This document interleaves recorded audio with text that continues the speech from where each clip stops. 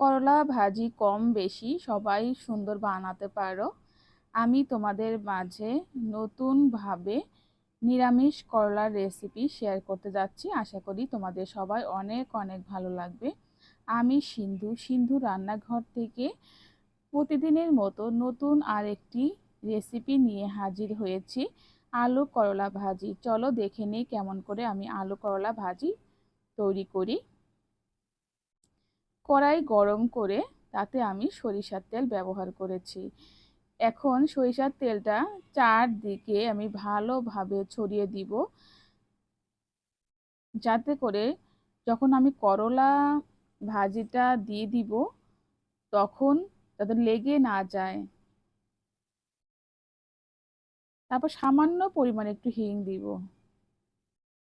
এই করলা ভাজিতে কিন্তু আমি কোনো রকম কাঁচা লঙ্কা ব্যবহার করব না, কারণ তেঁতোতে কাঁচা লঙ্কা দিতে হয় না, এই জন্যই আমি এটা দিলাম না। এখন পরিমাণ মতো আমি লবণ দিয়ে দিব, আর দিব পরিমাণ মতো হলুদ। তোমরা যদি এভাবে করলা ভাজি করে খাও, গরম গরম ভাতের সাথে জাস্ট জমে যাবে, আর কোনো আইটেমের দরকার হবে না। এই করলা ভাজি দিয়েই এক থাল ভাত কিন্তু খাওয়া যাবে। তোমরা তো বিভিন্নভাবে করলা ভাজি খেয়েছো, কিন্তু তোমরা একবার নিরামিষভাবে এই করলা ভাজি খেয়ে দেখো। এই করলা মনে হবে এই করলা ভাজি প্রতিদিনই তোমাদের আইটেমে থাকুক। এই ভাজিটা এতটাই মজার, লবণ দেওয়ার কারণে দেখো বন্ধুরা সামান্য পরিমাণে জল বের হয়েছে। এখন আমি ভালোভাবে নাড়াচাড়া করে দিব।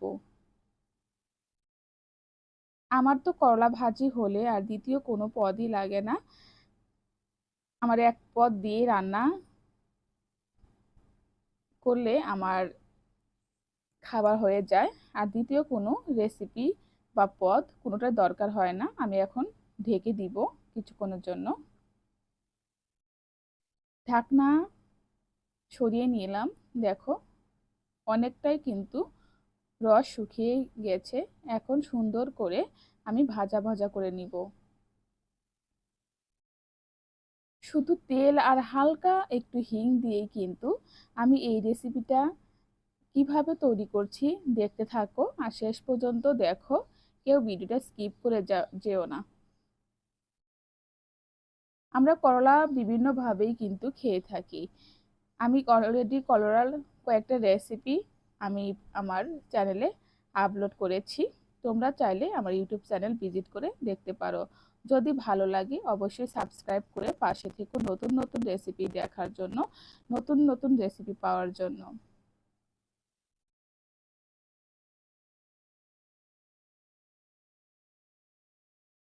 ভাজাটা কিন্তু এমন হবে, ভেঙেও যাবে না, টাটকাই থাকবে, কিন্তু ভাজিও হয়ে যাবে। সব রকমের টেকনিক কিন্তু ফলো করে এই রেসিপিটা তৈরি করা হয়েছে। দেখতে পাচ্ছ বন্ধুরা, তোমরা কিন্তু এইভাবেই বাসায় ট্রাই করো, দেখবে দুর্দান্ত লাগবে এই করলা ভাজি। আর এখন গরম পড়েছে, গরমের সময় করলা ভাজি যদি এভাবে করে খাও তাহলে কিন্তু শরীরের পক্ষে ভীষণ ভীষণ ভালো। আর গরমের সময় তেতো জিনিস কিন্তু খেতে ভীষণ ভালো লাগে। যদিও বা এই করলাটা খুব বেশি একটা তেতো না, খেতেও কিন্তু ভীষণ মজা। দেখতে পাচ্ছ করলা ভাজিটা মোটামুটি আমার হয়ে গেছে। এখন আমি একটি পাত্রে নামিয়ে নিব।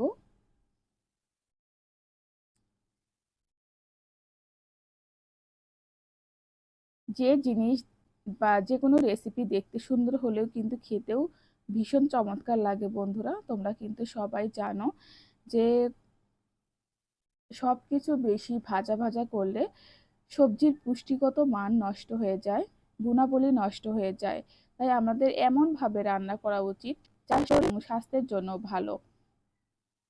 আশা করছি ভিডিওটা তোমাদের অনেক অনেক ভালো লেগেছে, আর বাসায় ট্রাই করার জন্য অনুরোধ করলাম। সবাই ভালো থাকো, সুস্থ থাকো, টাটা।